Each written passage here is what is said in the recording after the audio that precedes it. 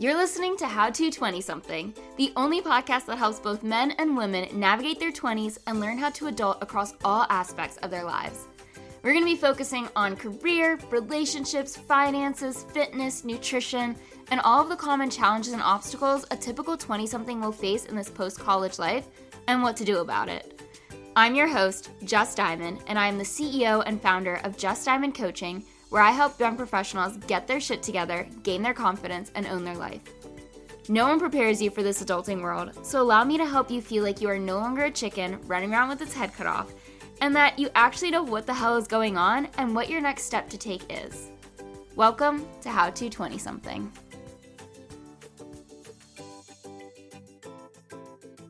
Welcome back to How to 20-something. It's time to put on your listening ears as we're going to be diving into the steps you need to take to effectively communicate. Well, that kind of rhymes. Which actually begins with your ability to listen, as you'll learn soon enough. Now, this is such a crucial skill to getting anywhere in life, so I really hope you work to apply these tactics when the need to communicate your wants, needs, desires, feelings, and boundaries surface, which they will, with any long-term relationship that you're ever going to have. And by relationship, I mean anything more than surface-level socializing you can think of, such as friends, family members, partners, and coworkers, and even the potential relationships that new people hold. And if you want to learn more about how to communicate outside of this podcast, outside of this episode, I should say, then I recommend you read the book Listen, The Art of Effective Communication. It's by Dale Carnegie, and of course, I'm linking the book in the show notes for you to access right away. Otherwise, I'll be using this episode to discuss what I've learned from that book, and if you want to learn how to cater any of these episodes to your unique life and needs, then click the link to schedule a call with me where we can discuss working together. Other links that you'll see in the show notes are to my email if you ever want to share your results or aha moments with me, my website where you can poke around and learn about my life and nutrition coaching business, and you can see what events I'm offering, you can get on my email list, and you can schedule a call with me. And you can see, as well as in the show notes, a place where you can submit a question for me to answer or a topic that you want me to talk about on here. So just be sure to check out all the links and click on some things. But you see, I was actually going to hold off on making this podcast episode as it's such a large topic, but it keeps surfacing in my life, either personally, amongst friends, and even with clients. So I figured I better move that timeline up and get it out to y'all as soon as possible. So here I am, teaching you how to communicate effectively. But first, let's talk about what happens when you haven't developed the maturity to voice your concerns or problems in an appropriate way, and instead practice avoidance or passiveness, and hopefully by the end of this episode you realize the importance of confrontation, even if it makes you so uncomfortable to do in the moment. I'm going to come at this from two different angles, with one being you're the one that's not communicating what's bothering you, and the other one being how it feels to be on the other end of that situation, and how neither positions feel very good and could potentially lead to disaster and shattered relationships. So let's say someone in your life does something that upsets you, or even doesn't do something and that upsets you, and instead of coming to that person and letting them know that you are not very happy with them, you think it would be easier to let it pass. But seriously ask yourself, does it really pass? Do you ever really get over it, or is there still a part of it that's bothering you, even if it's a tiny bit? Or are you thinking to yourself, it's not that serious to bring up and open that can of worms, so you keep it inside of you? However, by not communicating what's bothering you, the other person has no idea what's going on and will continue to operate in that way, as they probably believe nothing is wrong with your relationship or their actions, otherwise you would have said something. And I want to get one thing straight. People cannot read minds. Even if you think it's so obvious that you've been hurt in some way or that the other person has clearly overstepped some boundaries, you should never assume the other person understands what's going on, which is why you need to communicate. Remember, my mom once told me, assuming is making an ass out of you and me. So keep that in mind. We don't like to assume things.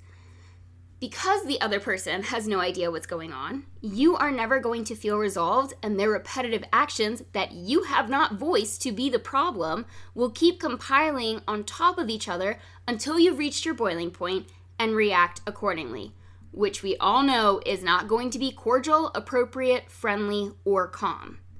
That reaction could cause far more damage than the original confrontation that could have happened to avoid the whole mess, and the other person in this relationship might feel blindsided by the entire outburst.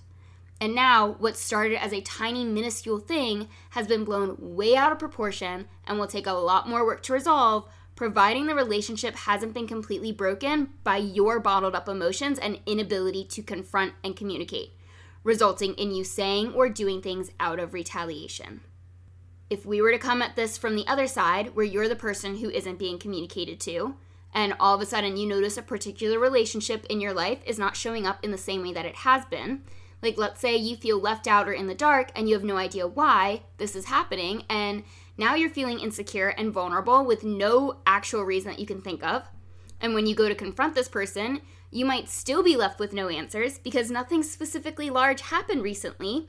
And what you don't know is that this other person has been slowly bottling up one thing after another. And now your relationship is rocky and can go in one of two directions. You can confront this person with what's going on and resolve the issue at hand and hopefully work through any past things that they bring up, which I'm hoping is not the case because it's very manipulative, which I'll get to shortly into this episode. But this is the direction I'm going to teach you how to communicate and encourage you to take. Or the other direction could be you become just as avoidant as the other person and your relationship slowly diminishes away. I would also like to add that if you are at a mature place in your life to communicate, but the other person isn't, then the likelihood of the communication not going well is higher. However, you cannot control how another person reacts to a situation or a confrontation. You can only control yourself and the part that you play in that relationship. So it is up to you if you want to believe you did everything you could to rekindle your relationship, which means effectively communicating, or if you would like to avoid all confrontation possible, and then you're just as bad as the person not communicating the original issues. I support you in either choice, except I know you want to learn how to communicate effectively, otherwise you would not have clicked this episode to listen to. Besides, communicating properly is a key component to solid relationships and adulting, so I'm very glad that you're here listening to me explain just how you can strengthen this part of yourself and thereby strengthening the relationships in your life and the respect that you hold in other people's eyes. Another important thing to note when it comes to interacting with others is that our perception of reality stems from our past, and you should never invalidate someone's feelings simply because it's not a big deal to you. For example, you could have a life-altering event happen to you, so by comparison, this incident doesn't seem significant. Whereas for the other person, this is the life-altering event for them. Working to get on the same page as the other person and see the world through their eyes will help you understand how this situation is impacting them on a greater level than it is to you. Now, part of effective communication is effective listening and is step one in the 3-step process that comes with having a coherent conversation where both parties feel heard and understood. Before we get into this whole process, I want you to fully understand that everyone believes they're right. And they are, in their own minds. So your goal becomes understanding what they believe their truth is, asking for your truth to be heard, and then coming to a compromise or a solution based on the findings and understandings of both parties. Again, relating back to everyone's different perception of reality based on past occurrences in their lives. And the steps and tactics I'll be providing you with will help limit the cyclical arguments that would otherwise occur. Maybe you can recall a fight with someone where you feel you guys are just talking in circles and nothing is actually coming to fruition, but rather increasing both of your tempers. And that's the part we're working to avoid. You see, when you're the one initiating the conversation that needs to occur, you need to try your hardest to mitigate any defense response that might happen with the other person. And the best way to decrease that possibility is to hear them out first. It's also extremely challenging, so you need to be patient with yourself when you're doing this. According to Dale Carnegie, step 1 in having a productive conversation is to explore the other person's point of view. This is where you practice stepping into the other person's shoes and see where they're coming from. Again, far easier said than done, But what you want to make sure you're doing is practicing active listening. And this reminds me of when I was in elementary school and we had this thing called giving 5. And it's when you hold up your hand to signify you are active listening because each finger stood for something different that is all part of listening. It was you, your eyes, your ears, your mouth, and your undivided attention. So make sure you're giving 5 when you're hearing the other person's perspective. And this step is often overlooked because we are so quick to want the other person to see where we're coming from, but it is crucial when it comes to conflict resolution and ease of conversations.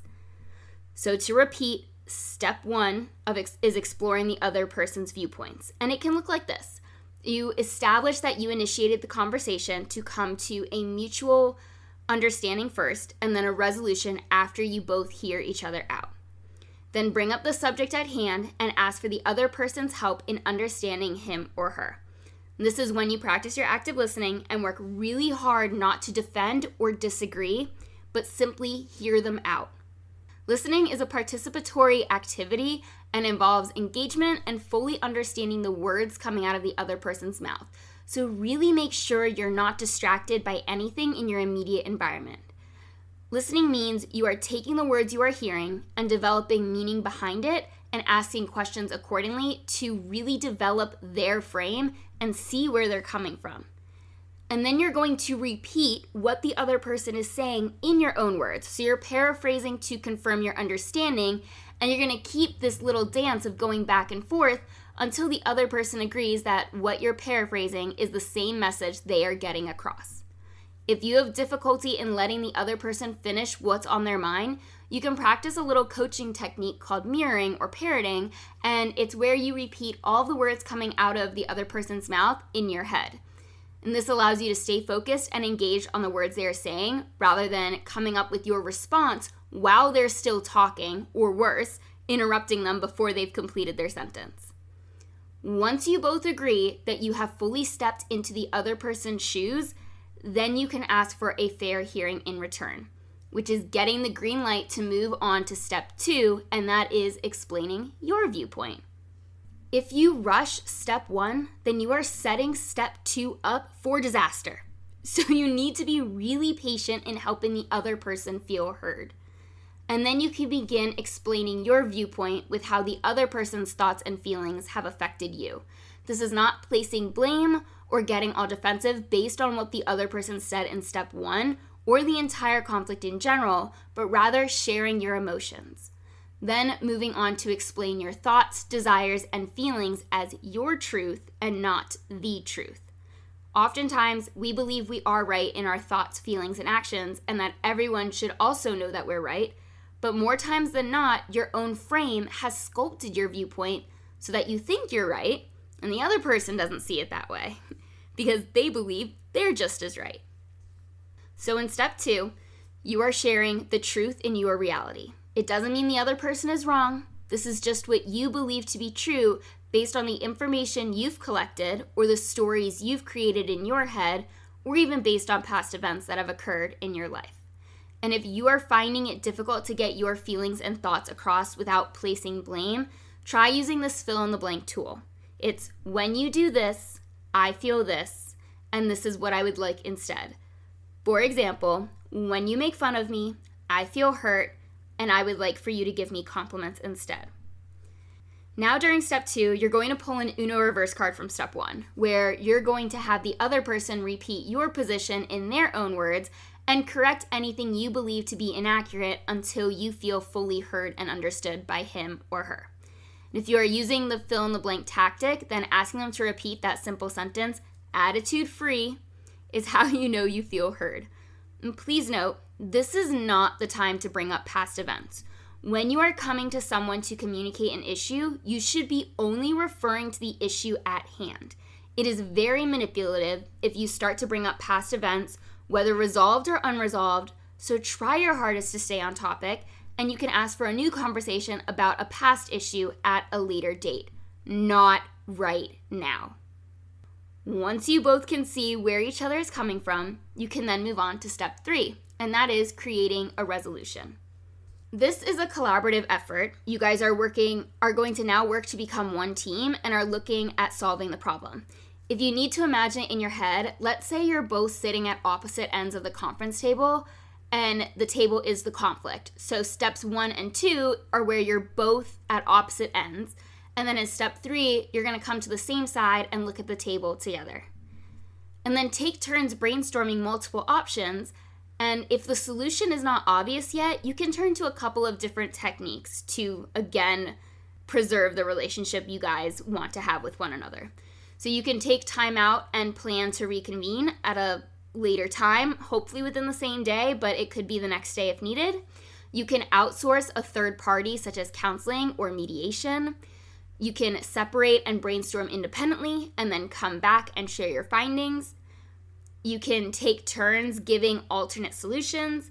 And you can even agree to disagree and still respect each other, feel fully heard, and go on your separate ways on this issue.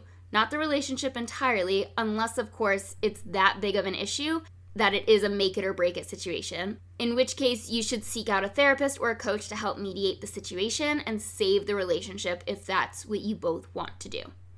Now, you can successfully do all 3 of these steps, but if you don't time it well, again, can lead to absolute disaster. So here are my helpful tips that both parties need to be able to check off in order for this conversation to go as smoothly as possible. 1, choose the right time, as in when both parties are calm, sober, well-rested, fed, and not distracted or multitasking in any way, which is why I also recommend this be done face-to-face or FaceTime if necessary. 2, timing also has to do with when there are no recent emotions from the situation at hand still being felt. So you need to wait before talking, but also knowing not to wait too long where you're digging up a dead body because so much time has passed since the incident occurred. Believe me, I have had friends come at a confrontation from a very emotional state, and they ended up saying far more hurtful things to me than what the original issue was. I've even gone and set a boundary to let the other person know I was upset and needed to calm down before we could talk about it, and he didn't respect that boundary and wanted to resolve things right then and there, again worsening the situation at hand because now, aside from the situation, he's disrespecting my boundaries being set. So you have to make sure you time it right for both parties. It's not your world and we're all living in it. We are all the main characters of our own worlds, and it takes a sense of maturity and emotional intelligence to see the other person's view and take their experience into consideration rather than doing what's best for you and you only, or risk having a very lonely life with surface level relationships. And I know you people pleasers want to resolve things quickly, but you need to respect the other person's wishes and wait for them to calm down, knowing that it's going to save your ass in the long run. So timing is important, and it helps with making sure you both maintain a level head and a neutral tone. And you want to avoid yelling, sarcasm, and cursing, as that's going to trigger the other person's defensiveness. If this starts to happen, you need to take control and call a timeout and reconvene when you both have calmed back down, which again might not be able to be the same day. And I mentioned this as part of step 2, but you need to stay on topic. This is not the time to bring up past incidences that fueled the present moment. You had your chance to bring it up then, and you're the one that waited too long, and now it's irrelevant to this particular conversation. But you're learning, so now you know not to wait and let something fester, but rather confront the person who made you feel not so great at that time. And finally, take ownership for your damn actions. Acknowledge where you faulted, because chances are if there is a disagreement, then you fucked up in some way as well. Remember, it takes 2 to tango. So own up and apologize, even if you don't think what you did was worthy of an apology. This is part of growing up and maturing. I'm going to be honest. I recently lost a friend dear to my heart as a result of poor communication abilities. At first, it was zero communication as to what bothered him, and when asked to talk, I applied the tactics I just shared with you. I had him go first, and then I went, and then we worked to come up with a solution to save the friendship. But a few days after the conversation, I realized he told me what I wanted to hear to avoid deeper conflict, and then his further actions didn't match the words that came out of his mouth. Because here's the thing, You can do all of the effective communicating as you're able to, but it's your actions that really express what's going on. I used to think the saying actions speak louder than words was in regards to physically hurting or helping someone, but it's not really that at all. It's how you're physically showing up in your relationships that speak louder than the words you're saying, and vice versa. How someone else is showing up in your life rather than the words that they are saying. It comes down to one thing: actions over apologies. You could have someone say everything you want to hear, but if they aren't putting an action behind their words to support what they mean, then that's where their true colors shine. Don't get tunnel vision from what you're hearing, as what you're seeing is telling the true story. Effectively communicating is the first part of clearing the air to any conflict or situation that is preventing you from feeling like you are living your best life. But if they aren't showing up in the resolution you both came to, then that's what becomes far more important, and the same goes for you as well. You need to show up in the resolution that was communicated. Your ability to communicate will make or break any type of relationship you want to have in your life, and as humans, we are very social creatures and need meaningful people in our lives to make our hearts feel full. So don't fuck up a relationship because you don't have the guts to talk about what's bothering you, no matter how minuscule you think it is. The final thing, and I'll admit this is something that is tough for me to do as well. Go right to the source when something is bothering you. Don't spread the drama to everyone before things have been worked on to be resolved, unless you need help seeing it from a different frame or processing it, rather than talking shit and airing out your dirty laundry for the world to see. You can talk it out with your best friend, your mom, your coach, your therapist if you need help processing and calming down to be able to take action, but this is not you talking shit. This is asking for help with the goal to walk away with a plan. And I'm always here if you need a set of listening ears and help coming up with an action to take or practice with the conversation that is needing to be had. So please reach out to me and I'll help you gain clarity and direction. These types of tough conversations are a part of life and growing up and maturing, but they take practice to be carried out effectively and will only serve to benefit you in the long run. So write the tips down that I just gave you. Re-listen to the episode if you need to, but take this topic seriously. It is part of your self-growth journey and an important part to any relationship that goes below surface level that you'll ever encounter. And with that, I want to thank you for listening to another episode of How to 20-something. I hope you gained insight into how to salvage your relationships and use effective communication to your benefit. If you like what you heard, go ahead and leave a review and a rating and hit the subscribe so you can be notified the second next week's episode drops. I wish you a wonderful rest of your week, and I'll be in your headphones again on Monday. We'll talk soon.